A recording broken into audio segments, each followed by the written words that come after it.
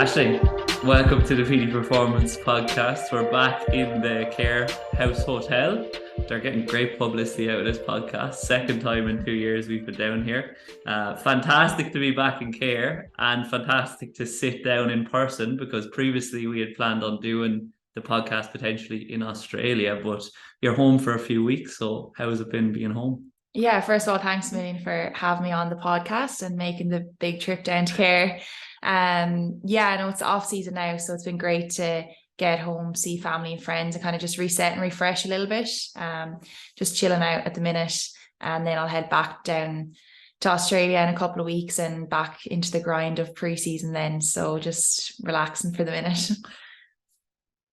So you're heading back into the grind of pre-season. Are you looking forward to pre-season? Do you look forward to pre-season, or are you happy enough with your off-season training at the moment, or your pre-season by the sounds of things?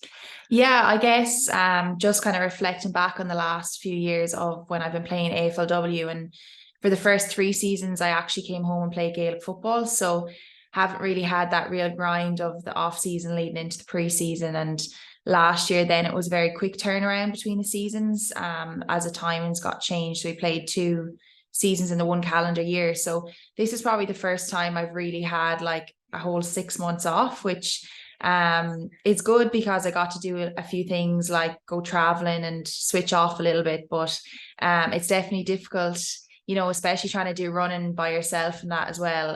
So I am looking forward to getting back with the girls, but we'll have a lot of testing and different things like that, which is always a bit daunting. But it's a time, I suppose, I can just make myself a better athlete, which I'm looking forward to as well. So you're not one of those athletes that really enjoys training by yourself. That's probably why you play team sports, because you enjoy the environment of the team and you enjoy driving each other on and spending time together as a group, I suppose. Yeah, definitely. Like that's a major part of being part of a team, and definitely enjoy like playing the games as well, more so. Like everyone loves like talking out with your like best friends and getting out onto the field and, you know, that real competitive side of it. So it has been a bit difficult, you know, training by myself, but definitely like when you have a few goals set, I've sat down at my S&C. We've kind of set some personal goals. So when you have something to strive towards, it is a little bit easier, but I'm definitely looking forward to getting back in with all the girls and training together. Yeah. Is there any stage, so over the last few weeks when you're training by yourself and you're like, oh, I don't want to be here by myself anymore, I'm sick of this? Yeah, even my first weekend back here in Care, I went for a run one morning just down by the Swiss Cottage. It's actually lovely scenic route, but it was freezing cold, and yeah, my lungs were just on fire. I wasn't used to that, so definitely questioned it then, but no, I'm very lucky. I've had a couple of injuries over the last few seasons as well, so being injury free and just being able to actually get better and get fitter has been a nice thing as well. Whereas I know in 2021 I came back to play Gaelic, but I had a knee injury to rehab from. So I suppose I'm starting off at a better level now, fitness wise, and can just only get better, which is always good as well. So you touched on there that you had 6 months off, which is a really long off season, and you've had previous injuries in the past. So what sort of things do you try to tick off the checklist on a weekly basis then in terms of your schedule to hopefully reduce your risk of injury going into what is a pretty tough season by the sounds of things? Yeah, I guess sat down with my S&C, and what our off season kind of looked like was after the games finished that we kind of have our own adventure really on just staying fit. So me and my housemate signed up for a triathlon. Nice. So yeah, I was just even character building. The swim was definitely the toughest. So that was just a nice thing to do, just to keep fit and, you know, keep fresh as well. Because often when you're doing the same running for football, you can get so it's a bit burnt out in that regard. And then come January, we switched our focus back to more football style pre-season, I guess. So the non-negotiables for me at the minute are 3 gym sessions and 3 running sessions. And then we can do any extras really. They're a bit picky on our load, like not doing too much Ks in the legs. It's kind of set out with a plan. So you can definitely do off leg sessions, swimming, bike, Pilates and things like that, which is fine, but kind of stick to the running plan they give, or if you are going to do an extra session, that you kind of let them know, just more so for those kind of load type injuries that you can get. So yeah, that's kind of what I'm doing at the minute anyway. It's tough, but yeah, I'm enjoying it as well. Yeah, it makes sense as well that given the running volumes that are experienced in the sport, or you go through in the sport, they have a very controlled plan in terms of on-feet conditioning, so they don't want you to stray too far from that. But you just spoke there about additional off-feet conditioning and Pilates. Are those things that you do incorporate into your own schedule, or do you find you get enough from the standard strength training and then maybe a few extras on prehab, rehab, and then the running sessions that are programmed for you? There's definitely enough there, but I think especially as the sports become more professional, like you have a lot of time as well that you can prime your body. So I do enjoy swimming, obviously in Australia as well. The sun's out, so it's nice to get into the pool. So even if it's just like a 1K swim, and it's recovery, but it's also a little bit of cardio, and it doesn't have any real effect on your legs and that. So you can do it the day before a session and still feel good. So yeah, I definitely would do 1 to 2 kind of extras a week.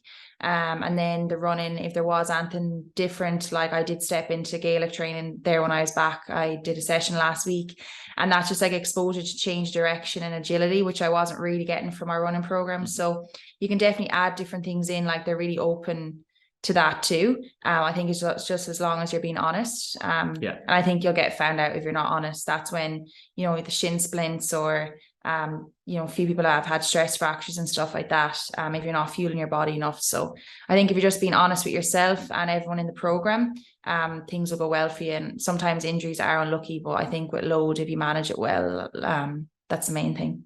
So you're having to run everything by them before you kind of go out and do it generally. With the extras that you now do fairly regularly by the sounds of things, was that something that you've started to do over time because you've been in Oz for a number of years now, or was it something that you were doing already when you went down there? No, it probably wasn't something I was really doing. Like we would do recovery in that when I was back here playing with Tip, but at the same time, like you could be training on a Tuesday evening, you're getting into bed and you're like, prepping for work the next morning, you're up straight into work, and then you might have to get a gym session done. So I think the fact that you just don't have like the time and like the resources as well. I have everything at my doorstep. Like we have a world class facility as well, where we have a swimming pool, our gym, the physios and everything are there. So I think it's more so when I was exposed to that environment, and all my teammates do it too. So I just think it's that environment you're in, and you just pick up habits from everyone else. And I don't really know what the turning point was for me, but it's just definitely something that I've just added into my week now. And I just don't think about it. Whereas I do know if I was back here playing county, I'd probably be working as a physiotherapist Monday to Friday. Where I'd fit all of that in, I don't really know. So I just think it's the luxury of having the time and the resources that enables me to do that. And hopefully then it will prevent injury going forward. Hopefully, fingers crossed. Yeah, but sometimes it's unlucky as well. Sometimes it just happens. But that's the perks of perks of being a professional athlete, which is the draw to female players up here to go and play AFLW, because you get to really push the boundaries of your potential by the sounds of things, because you get to focus on your own physical and mental performance in the sport to a greater degree than you do at home, because you have other stressors at home by the sounds of things. Yeah, and like I always would have thought that I would have been pretty professional in my build up to games, my training and that, but I've definitely learned a lot from being in this environment. And I think everyone sets the standard so high as well. You kind of can't not like work hard and do all these extras.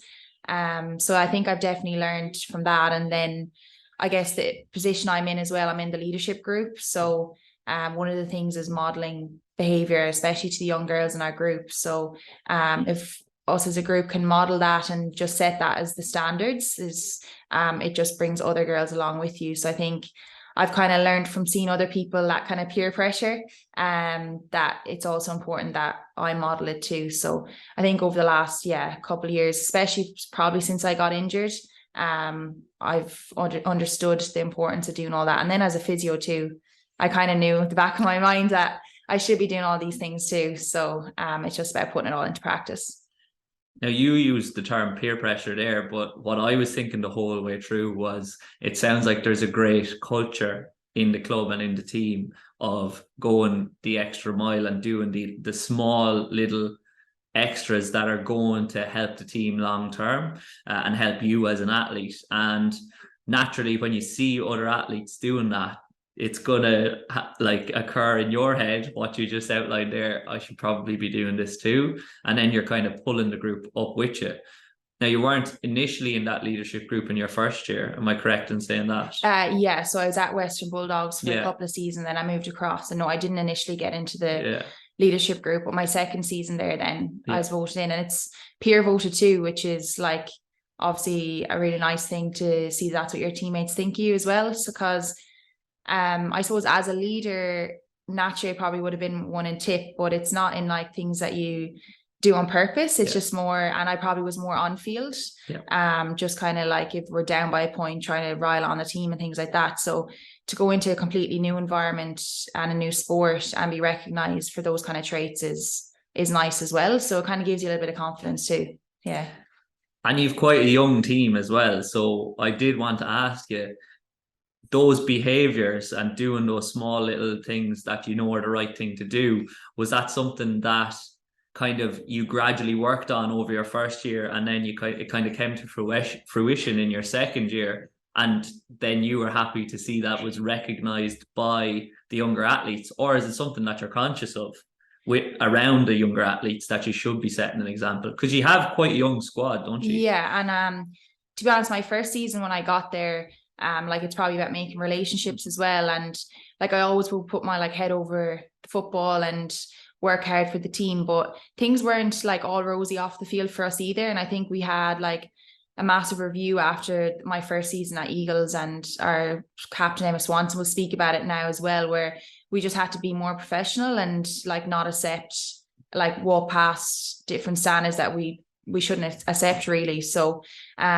we set our like minimum standards before the 2022 season, the first season, and we kind of all agreed to them, and like even just little things like wearing the correct apparel at training, like even the same like socks, like just such a little thing. But if they're just non-negotiables, you don't even have to work on them, and then what we can work on is our football and things like that. So it seems something so small, but it just means that you don't have to think about all these smaller things, and not being late to meetings, just all little tiny things. And then those young girls, like that's just what they learned from the day one that they walked into the club. And that probably wasn't, when I walked in day one, that probably wasn't the standards, but now it is. So the 17, 18-year-olds that we draft know no different. So yeah, I think definitely modeling and then just empowering those girls as well. So yeah, there's 3 of us in the leadership group this year, but I think everyone needs to be a leader too. And we have like young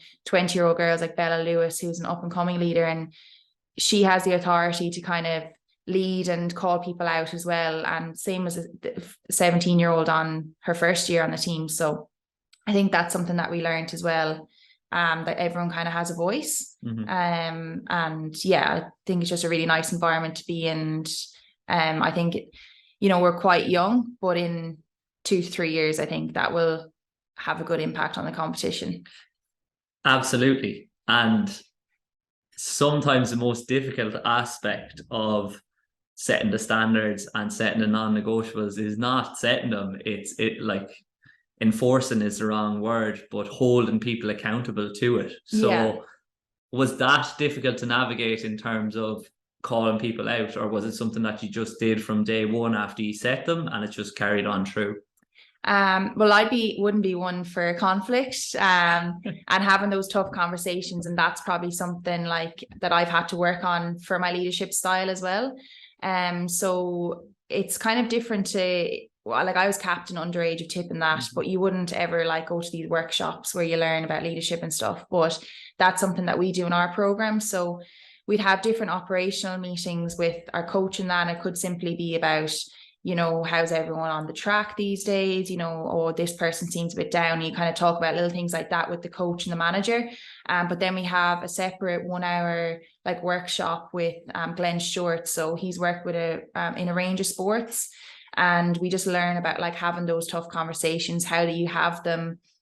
Different things like that. And we work through different scenarios. So I think I've definitely been equipped with the skills to have these conversations. And I think people respect you a little bit more too. When you just don't walk past the standards. And, you know, everyone gives our captain a bit of a slagging because if you're not wearing the right socks, she'll call you out in it and she'll be fairly cross about it. But I think then they know, like, yeah, like that's just something that we don't do here. And yeah, it's been a good environment to be part of. And I think, you know, when you call someone out and you do it in the right way, they take it on the chin and they know. Yeah, so it's good. Yeah. That was what was coming to my mind when you were talking about the hard conversations. I was like, if someone's wearing the wrong socks, do you just point it out? Because if they are wearing the wrong socks, out in front of everyone as well, so everyone knows. But there's no argument, is there? No, you're wearing the wrong socks. They're just like, yeah, I need to do better next time. And it's something so small, but if you can't get those things right, how are you going to get the game plan right, or your prep for a game? Like if you can't wear the right socks to training, how does that give you trust in people that you can do everything else right? So I think it's just a little symbol for kind of trust as well, and just doing the right thing. And buying into what you're doing and driving elite level standards. Yeah. And it's a good environment to be in. Like I probably hadn't been exposed to that before. And even, having these tough conversations, because even like around selection and stuff, like obviously it's the coach that gives that feedback, but you're not like mollycoddling people as well. You're like, yeah, okay, that's what you've been told to work on, so you need to do that. Whereas sometimes I think before in sport, like someone could be your best friend and they're dropped and you're, you know, just being like real nice to them. I think it's just I suppose it's professional and it's your job. So I think the way we speak to each other, it's with full of respect, but it just drives each other on really as well. Yeah 100%. And it is, the small things do add up. And some of my players, my ladies, are probably going to laugh at this because they said I was being grumpy last night because they were 2 minutes late to start the session.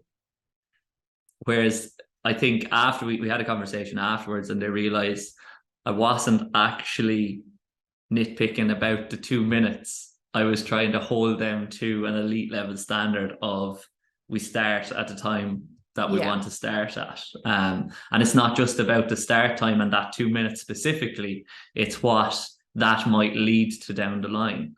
But because we're in the early season in GAA, I don't mind calling it out initially. But as you alluded to there, you want that to come from the players after a while. So it sounds like you do have a very player-led culture, but it sounds like the coaches are facilitating that by giving you the tools to do so by having those workshops. Do you find that in terms of, obviously the resources are a lot greater in terms of the AFLW, but do the coaches in Australia take more of a hands-off role because it's a professional environment, so you're expected to do the right things because you're being paid to play? I guess. And like just with the setup, like there's someone for everything, if that makes sense. So like even for example, if someone got dropped, like the coach will deliver that news and probably give them feedback on why and what they need to improve on. But if that player is upset or down, they have then the psychologist to go to. Whereas I think with Gaelic, like your coach or your manager is nearly everything. And they have to deal with, as you have to deal with people as people as well. But we have someone for everything. Like, and we have, you know, our physios, our S&Cs, our psychologists. Like we even have, you know, if there's something in your personal life, we have like a chaplain, Lady Shannon, or like if someone passed away, there's someone to deal with that. So I just think we're really well resourced, and probably the like little difference with Gaelic is the manager or coach has to be nearly everything, all of them at one time.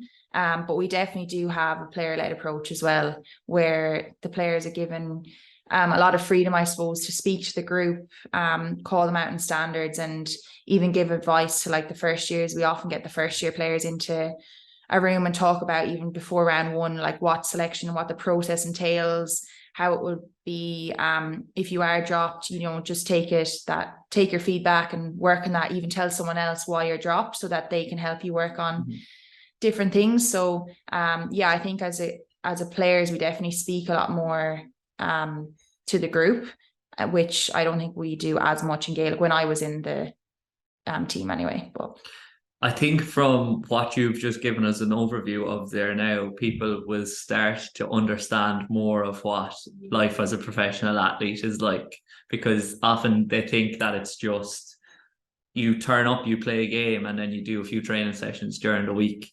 But that, what you just outlined there, the amount of meetings, the amount of conversations, the amount of conscious process about what we are doing, how we are doing it, are we getting the best out of ourselves, and constant assessment, reassessment on both a personal and a group level. That's a full-time job. Like, yeah, it is. And like, to be fair, this year we're actually the first club that during the week we do one full day. So Wednesday we go training, like arrive at the club around 7:30 in the morning, and we might leave at like 3 p.m. So we've quite a young group that have left school and potentially working part-time or studying, but we still have like our captain who's a firewoman, vice captain is an OT. So like they're working around that as well as being contracted for 22 hours a week, but doing probably 30 something. So yeah, it is a lot. And I think when I first moved out as well, like I didn't really have balance. I've spoke about that before, where I'd moved over, I was going to, play AFL, I'm going to make the team, like this is everything. My friends were just the Bulldogs girls that I just met. Didn't really know a lot of other Irish people in Melbourne. Sarah Rowe was there from Collingwood, we'd meet up a bit, but then round one came, I didn't make the team, and I was devastated. Tip were back playing Division 1 in the league. I was like, what am I doing? And you question everything. But I think from there I've learned that like I have a good balance. So yeah, as you say, like it is a full-time job, but I also have a very good group of friends now in Perth, a lot of Irish people. And to be honest, when I first met them, they didn't even know I was playing AFL. They go to my games, but during the week, like they don't really ask me about it. And like they're friends with me for like who I am and not what I do, if that makes sense. So I definitely like striking that balance a little bit more. And yeah, I'm really good friends with the Eagles girls and we meet up outside, but it's not my be all and end all either. Whereas before, that's probably the group of people I relied on the most. And if things aren't going well in that environment, if you're injured, you're not getting played, like they're probably the last people you want to be hanging out with as well sometimes. So yeah, I think about striking that balance. But yeah, as you said, like it's definitely a full-time job, and I'm lucky in the sense that it can be my full-time job, but there's other girls my age that have another profession and they're doing nearly full hours in that as well. So yeah, it's definitely a lot. It's moving in the right direction. Yeah, definitely. So yeah, we're one of the first clubs to do that during the week. And yeah, by 2026, the vision is that it will be full-time. So there's a new CBA to be negotiated again this year, which hasn't been yet, but looking for more hours, more games, a longer pre-season, and all in the idea that it's a stepping stone towards being full-time professional, so that the lowest paid players can be full-time basically. Whereas at the minute, the lowest paid players probably need to have another job on the side, unless you're like 17 or 18 out of school or in college, which is a lot of them as well, because they're only getting drafted. But so there's a couple of things there. That sounds perfect. I think it sounds really, really rational and a really nice way of looking at it, that you have time away with friends that they're at the game, but they don't really care about football too much. Like, so you get to switch off and recover from football, both mentally and physically, when you're with them.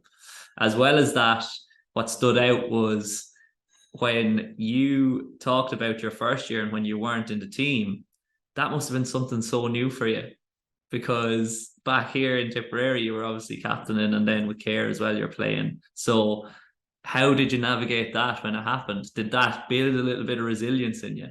Yeah, and like I probably like was very upset like at the time when I got the news, and like I thought I was training well, but at the same time I'm this Irish girl that had never played the game before, who had 2 months of training done when you look back.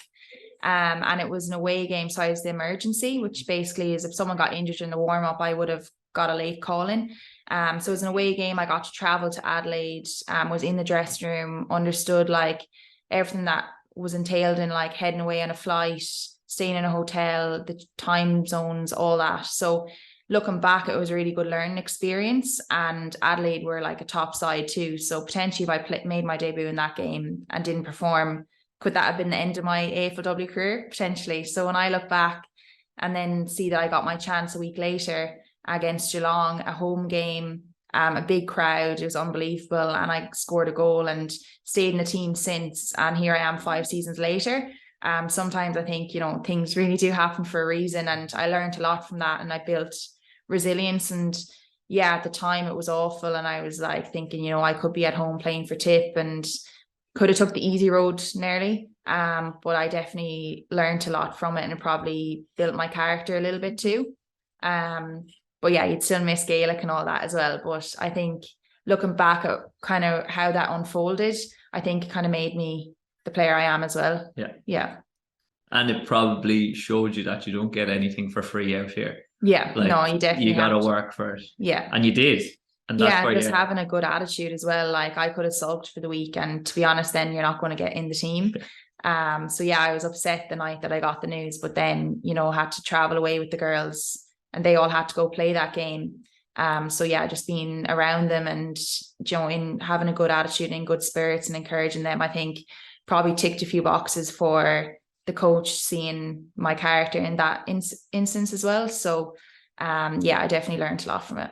And there's a lot of players that need to hear that as well, that it's okay to be disappointed. Yeah. But it's how you carry yourself and how you react to it, and your behavior and your actions afterwards, that are going to hold you in good stead and give you a better chance of getting back into the team. Because if you just sulk and make it about you, when it's not about you, it's about the team, then unfortunately the coach is going to identify, well, that person thinks it's about them, and it's not. Yeah, definitely. So then I'm probably not going to trust them going in.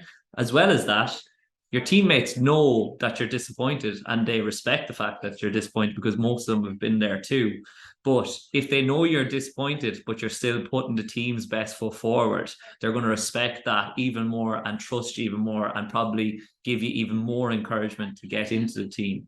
And that's something that a lot of young athletes probably need to go through before they can start to adopt that type of behavior. Yeah, definitely. Like, I think, if it was all plain sailing and now in my career something like that happened, I probably wouldn't be as resilient. Whereas I think, even getting injured and things over the last couple of seasons, you definitely learn from it. And yeah, you're on a team for a reason as well. So I think when decisions are made, it's the best for the team. And even if sometimes you might think that it's wrong, you just have to go with it, because you're going to think it's wrong. Yeah, no one's out to get you. Like, it is just a decision made for the team at that point in time. And yeah, you're going to think it's wrong, but maybe that's when you try to prove them wrong then at training. 100%. That's why you're an athlete. That's why you have the confidence in yourself. And you're going to think it's wrong because you want to play. And you touched on there how you do want to play. And that's a real driver for you. You love playing games. And you also spoke about how there are less games in the AFLW season. So obviously, to contrast that with the GAA, where you're nearly playing every week, especially if you're playing both sports, how have you navigated that? How have you found that, having less games? Do you put more of an emphasis and more of a value on playing those games because they come so few and far between? And is there a part of you that's like, oh, I'd love to just play a game of football, like you touched on earlier on? Yeah, definitely. And even Gaelic football, that is, by the way, guys. Home, like this week, I went to the girls' match against Laois there at the weekend, and yeah, I would just love to have been out there. And there, a lot of the girls, like Maria Curley, captain, would have grown up through the ranks with her. Underage Tip, Ash Maloney is one of my best friends from home, and just like seeing them out there, like, you just love to be out there with them and just like enjoying it, really. Just when you look back, you probably reminisce and think like, it's just class being out there playing Gaelic football. But no, the whole idea of less games, like, definitely the season goes quick. It's over like in a blink of an eye, really. This year is probably the first year unaffected by COVID. So it was the real time that I realized how much travel that we do as a Perth-based team. So every second weekend we had an away game, and some of them were it's 5-hour flight to Sydney with 3-hour time difference. I remember going to Gold Coast, we had to fly to Brisbane and then get a bus out. So that was another 5 hours, get a bus out to Gold Coast, an hour, then there's a 2 or 3 hour time difference, and then we had to get up and play the next day. So definitely took a toll with regards to travel. But I would definitely like to play more games. And I think that's the idea. Like, we don't even play every team once. Like, there's 18 teams in the competition now. So even just out of fairness, for the whole league, that you play everyone once and see where you're at then and have a final series. But with just 10 games, but hopefully this year maybe we might have 11 or 12 plus finals. And yeah, I would love to get back playing Gaelic. I played a little bit last year coming back from my wrist. I just played a couple of Gaelic games, suppose, out in Perth, just like friendlies, just getting back into more the change of direction for my legs and just catching a ball again. And then that led me to be able to play Waffle, which is the amateur league in Perth. So played one game just to tick off my rehab heading into pre-season. So that was nice just to have that done. I guess, like running and doing your conditioning is never the same as a competitive game. So it was nice just to have that like box ticked before I headed in back to training with the girls. But yeah, I just love out playing. I'm very competitive. So as everyone is that plays sport. So you just want to be out in the ring. Yeah. Somebody got an absolute land when you turned up to play that GAA match or that football match, and they thought they were going to be playing a decent level over there, a decent standard, but then they're marking former Tipperary captain. Was that a GAA match or was it a so I joined the Western Shamrock. So one of my really good friends out there, Amy Mulholland, she got drafted by Frio this year. That was the club she was at. So yeah, I just said I'd join up and played a little bit of like a sevens tournament. That was in Perth. It was just like real friendly one, and that was probably the first time I got back into match stuff after my wrist. And then there was 2 league games. Like, it wasn't even championship out there as league. But like, it is a fairly high standard. Like, there will be like ex-county players across different teams. But yeah, it was just like good fun. Like, and just loved, you kind of just play with a bit of freedom, especially when you haven't like been able to do it for a while, and like the shackles are just off and you're just enjoying it. There's no pressure either. Like, to be honest, a lot of people probably didn't even know who I was. So I'm sure even though you were having fun though, you were still pretty competitive. Yeah, definitely. One of the matches got fairly feisty, actually. There's a few yellow cards and everything. So but I think that's always the same in GAA, isn't it? But yeah, it's a nice environment then, and people like, meet up afterwards. Then you could even have a few drinks in the clubhouse and stuff. Like, it's a really good way to meet people out there, and that's probably how I met a good circle of Irish friends now too in Perth. So given that there's less games and there's obviously drawbacks to playing less frequently, are there any benefits to playing slightly less frequently? Like, does it allow you to be physically at a better level come the next game, despite the travel circumstances that are obviously placed on you guys because you guys are in Perth? Well, I guess during the season it's still fairly full on. Like, you play every weekend. So the fact that there's little games, like when I broke my wrist this time last year, I broke it in like 5 minutes into round 4, and then that was my season over. So there's kind of that where it's like, if you get an injury during the season, even if it's like a hamstring, you can potentially miss half the season. Whereas then on the plus side, having a big off season, like, I know a lot of people can go get surgeries, do their rehab, fix up any niggles they have, and be fully fit for the following season. Whereas sometimes in Gaelic, like, you've a lot going on, you finish county, and then you're like, oh, I'll just play club, and you could still have that niggle. And then if you're in college, you're playing colleges at the minute, and then you're back in playing league, and there's not really that time where you can kind of prime your body or get things fixed up. But at the same time, when you're in the mix of doing all that, I think you enjoy it too. But when you're kind of out of it, then you kind of realize how hectic it really is playing the GAA calendar. But this is probably my first time where I've had this amount of time off. And I just have goals, I suppose, set that I'm going to try hit. But if I could, I definitely would love to be back playing Gaelic.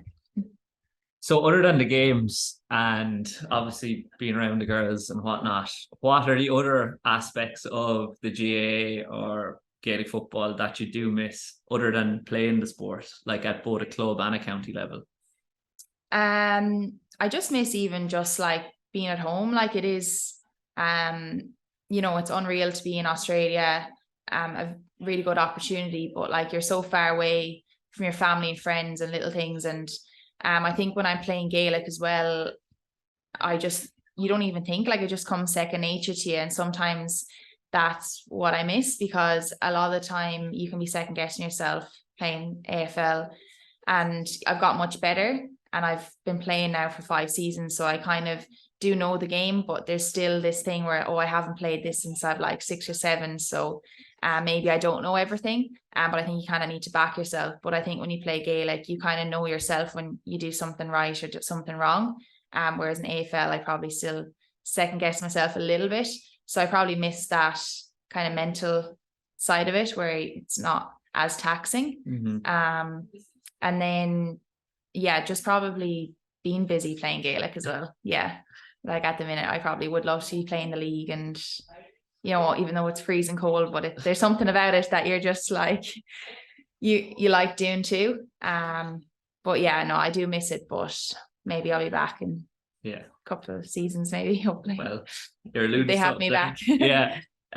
It sounds like you're on your toes a lot in Oz because you've only picked up the sport so recently. There's not really a chance to relax other than the time you spend away with your friends that aren't interested in football necessarily. Is that something different from when you were playing football back here? Yeah, I don't think I had to think as much or learn game plans as much, or there's always something I have to work on for like AFL. Even my kicking, like I actually don't have a bad kick, but You're scoring kick it different goals anyway. Yeah, but I just have a different style, so we're still probably trying to tweak that a little bit. We're constantly doing skill sessions, and in the midfield where you are, that's where a lot of the like center bounce work is. There's all different plays for that. There's different body work you can work on, like it's a lot more physical, and when you're trying to make that gap between a player, it's often before you get the ball, so you might have to work on like venom hits, is like basically getting them right in the chest so that you can get that advantage, and like the timing of it. These are all things that like each week there's like something to work on. Whereas I think in Gaelic, like I was taking frees, and I'd love just taking a bag of footballs off and I'd go kicking 20 minutes by myself, but there wasn't a lot of thought in it either. Like I had my routine, I had my practice, and I tick it off. Whereas I think with AFL, there can be vision that you look at with the coaches.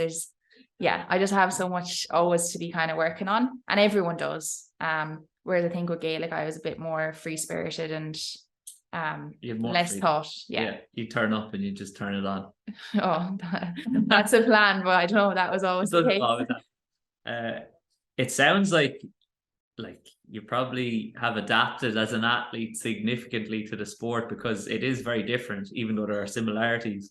Like, just to touch on the physicality there, have you had to get much stronger and much more robust and able to both tolerate those hits and hit other girls as well, like tackle them with a venom shot, which sounds rotten, to be honest? That sounds like what it is.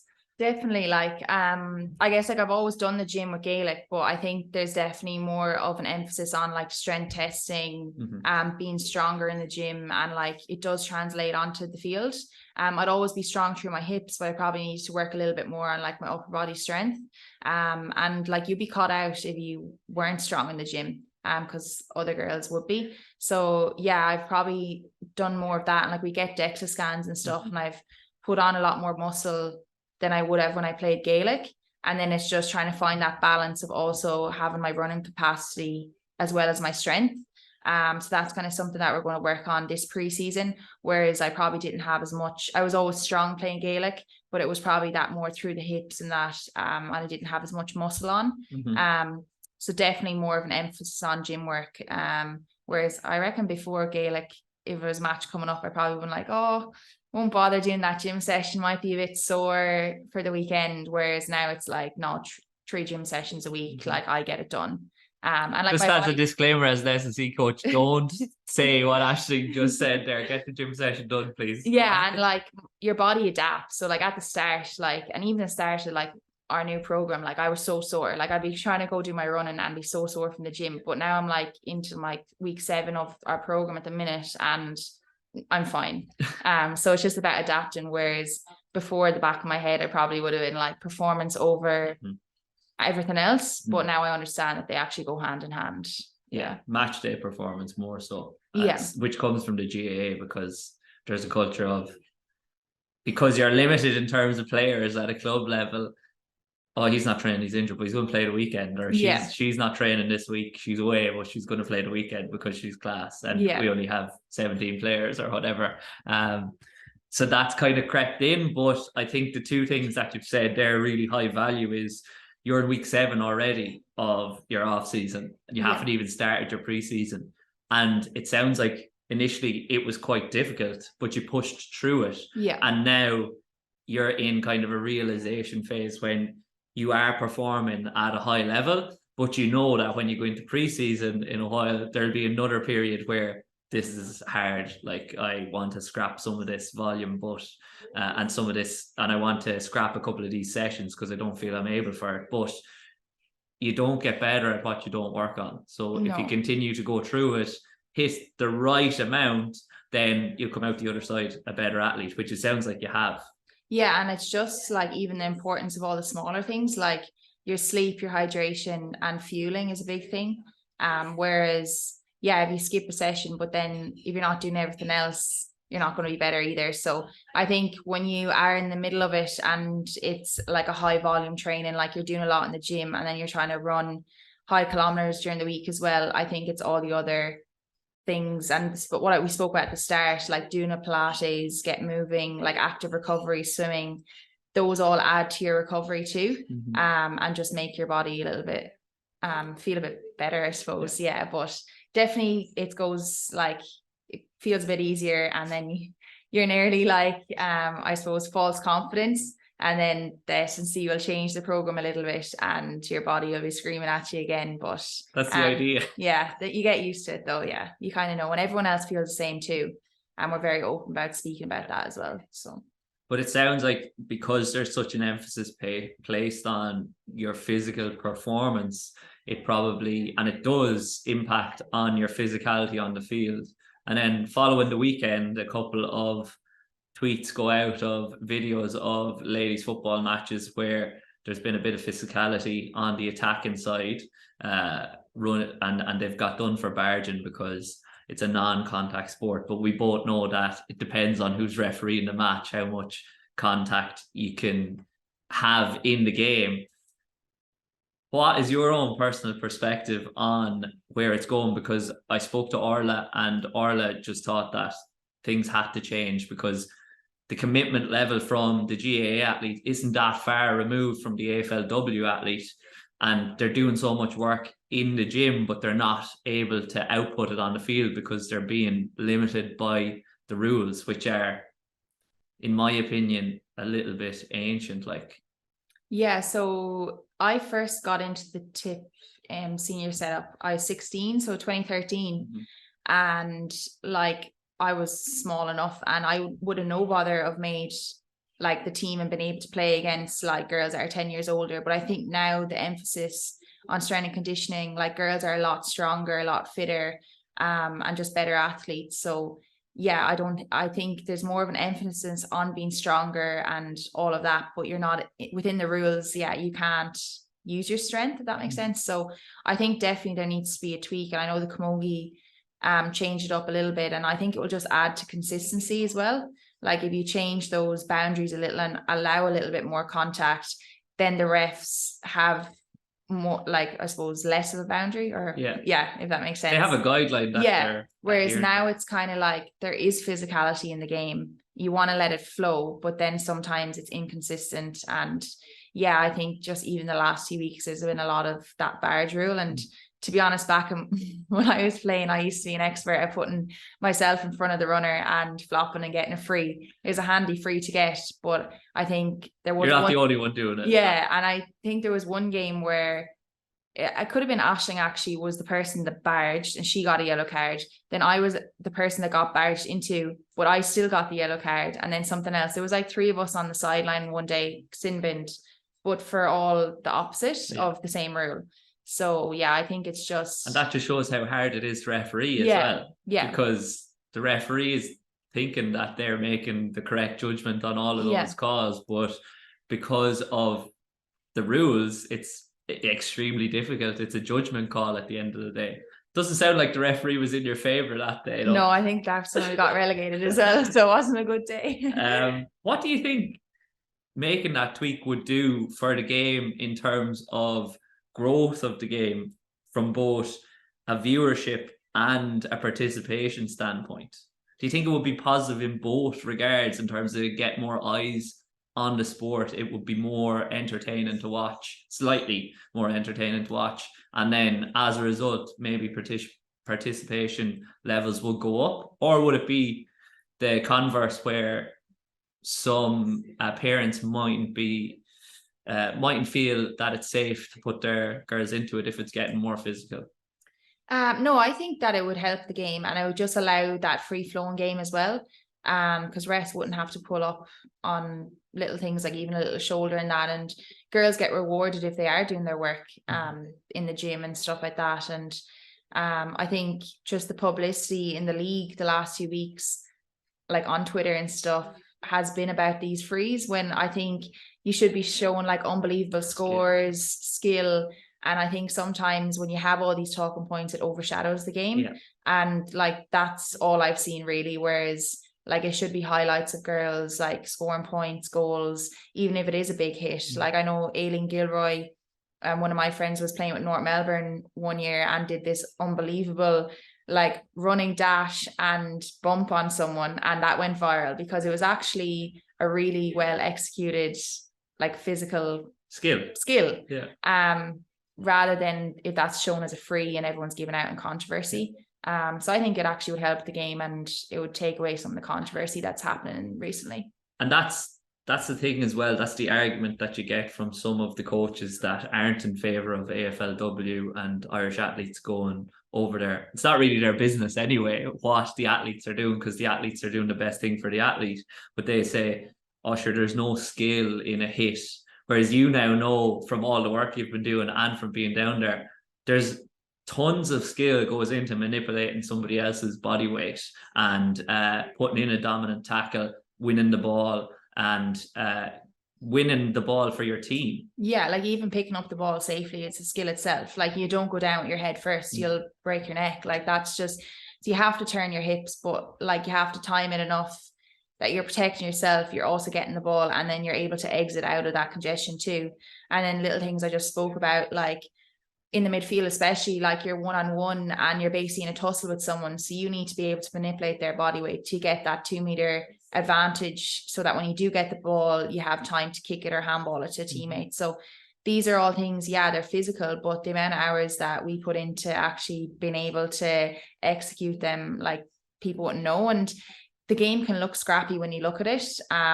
It's a very high pressure game. You don't have a lot of time on the ball, and it's a territory type game too.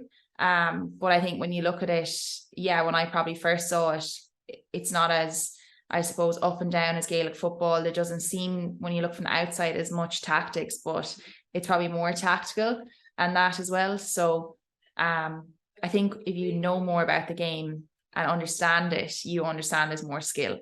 But I do know that if you just look at it, you turn on TG Carr because you know a few Irish girls are playing and look at it, you'll probably like, what is this? But that's exactly it. You need to commit to it and watch a bit of it. You can't just cast your eyes on one game and make a judgment on that. It'd be the same thing if an athlete or a coach or whatever watched a game of rugby for the first time, they'd be like, what's this? It's so, there's no tactics in this game whatsoever. Whereas if you sit down, like lots of people are at the moment, and watching the Six Nations, watching Ireland play well, and you see the moves and you see the tactics and you watch the breakdowns at halftime, then you see what goes into the preparation and how fine detail everything is. And it's a similar thing in AFL. You can't just sit down and watch one game and pass judgment on it. You have to actually know the game a little bit before you make your judgment call on it. But then, so you did speak about, you thought I glanced past it, but you said maybe in a couple of years coming back and playing Tipperary. So what are you thinking in terms of the future now? You don't have to answer specifically from a sporting perspective, but professionally as well, like, because you spoke about practicing as a physio when you were here. Is that something that you miss and something that you want to get back into? And then it really does sound like your heart is still kind of in Ireland from our brief conversation. Like, there are things that you miss here. Yeah, that's probably the big question I'm asking myself still. But this year anyway, I'm signed for the year coming up, and then in March is like the next sign and trade period. So if there's any like extensions on contracts or anything, like that'll be a conversation that will be had then. So potentially have to make up my mind around all that too. But to be honest, since I got injured, I probably realized that I was going back and forth between AFLW and Gaelic and probably not giving either 100%. And then got injured, like our conditions of our contracts have got a lot better. The resources I have at my doorstep in Australia and just the Australian lifestyle, I guess, I never really gave it a full go. So yeah, I left in October 2021 and I probably thought I'd be back last season to play for Tip. But when I broke my wrist, I was like, no, I have to give this 100%. And I rang Peter Creedon and had a good conversation with him, and he understood where I was at with wanting to, I suppose, see out Australia. And, you know, it could be something that in a year or two I come back, or it could be something that I really enjoy and want to stay out there. So I still don't know. But I would love to play for Tip again. I don't know when that would be and if they'll have me back or any of that, but definitely don't think I've hung up the boots with regards to Gaelic football, but I don't know when I can fit it in, as it's getting more professional over there. And the terms of my contract at the minute are, unfortunately, I'm not able to play, but I understand that I'm in a position where I'm in a leadership group. We're a young and upcoming team and we're setting standards, and for me to not be there for preseason, then it just contradicts everything that we're about, really. So I kind of understand that from a club standpoint. And then yeah, with physio, I liked having that balance of, like, you know, having your profession. In 2020, I worked in Portlaoise in the hospital and I really enjoyed that environment. So it's probably something that I'd love to get back into. So I've my registration for Australia in the pipeline as well. So it's a few loops to jump through, but I've got my registration in New Zealand and basically have to transfer it across to Australia. So I'll do that in the next couple of weeks. But then when football and everything starts back up, you're fairly busy. Like we have a lot of hours that we have to commit to for that. So it might be something that I maybe do a bit of like locum work where you can pick up jobs here and there, like casual hours, or else maybe in the off season I do a bit. But yeah, I'm keeping all options open, but I don't know what I'm doing. It sounds like there's lots of different avenues you can there is down. And I don't know what I'm doing, to be honest. But when you're focusing on this season, this year, and what's in the here and now, which is obviously to the best benefit for the team and probably for yourself at the moment as well. Yeah, and like I enjoy it when you're over there, you're in that bubble, and you want to stay there, and then you come home, and I just like loved being home the last couple of weeks as well. So you kind of probably have to think of everything and make a decision then. But at the minute, I'm enjoying playing AFLW and being in that environment, so I probably will do it for the next little while. What's rare is wonderful though as well. So like, and the grass is always greener too. For a couple of weeks of seeing everybody doing the things that you don't generally get to do in Oz, like that's obviously going to be a welcome reprieve from the intensity of AFLW, and that's what it sounds like. So we'll move on to quickfire questions to finish. First one is proudest achievement to date. I probably have a couple. One with my club, I think it was 2016, we won the Camogie All-Ireland, Intermediate All-Ireland, and I was actually the captain. So just even getting to, walk up the steps of Croke Park was unbelievable, and like our whole town was there. And we actually came back here after we got a bus into the town, and just there's videos of like just the streets full of people, and like everyone was out, and that was like unreal. I think it just brought a lot of happiness to the town too. So that was definitely one. And then my first All-Ireland with Tip in 2017 as well, and I ended up getting player of the match. And like it's an individual achievement, but looking back, like it's something that I'm kind of proud of on the biggest stage. So I think that's one as well that I'll cherish. Deadly. Favorite athlete of all time? You can't say Aisling Maloney. Oh, she paid me to say that one. No, I suppose, like, to be honest, like Gaelic football is something that I always watched growing up, and like the Cork ladies footballers were people I looked up to, and I love like Juliet Murphy, like the playmaker at midfield. So Gaelic football wise, probably Juliet, and then another sports person like Katie Taylor. Just growing up as well, like what she was doing for women's sport, and just the Olympics, all that, and she holds herself very well and has kind of won everything she can in her discipline. So I think those two. What's the biggest thing you've learned in the last 12 months? Probably just from being injured, just to like give things 100%. Just kind of what we just delved into with regards as probably dipping in and out, being comfortable, being 6 months at home, 6 months in Australia, and just getting outside my comfort zone and just like giving something your all and not being afraid of potentially even failing with that. So I think just diving into the deep end and going for things is important, and I probably learned that in the last 12 months. Nice. What would you tell your 18-year-old self? 18, what was I doing then? Probably just to continue like enjoying sport, like not putting pressure on yourself. I think even when you're doing well, that's probably when the pressure is at its highest as well, and just not to get too high with the highs and low with the lows, and having that balance. Even I spoke when I moved to Australia, and everything was revolved around AFL at that time. So I think just having that balance, having friends outside of football, but then if you're playing sport or whatever it is, just like understand you're in a privileged position and just have fun with it and enjoy it, I think is the main thing. Awesome. Thanks a million, Aisling. Great conversation. It was fantastic, and I wish you the best of luck this season in Perth. Hopefully you guys can win a couple more matches, and it sounds like you're building in the right direction anyway, so we'll be keeping an eye out to see how you do. Thanks a million. Thanks for having me on. Really enjoyed the conversation.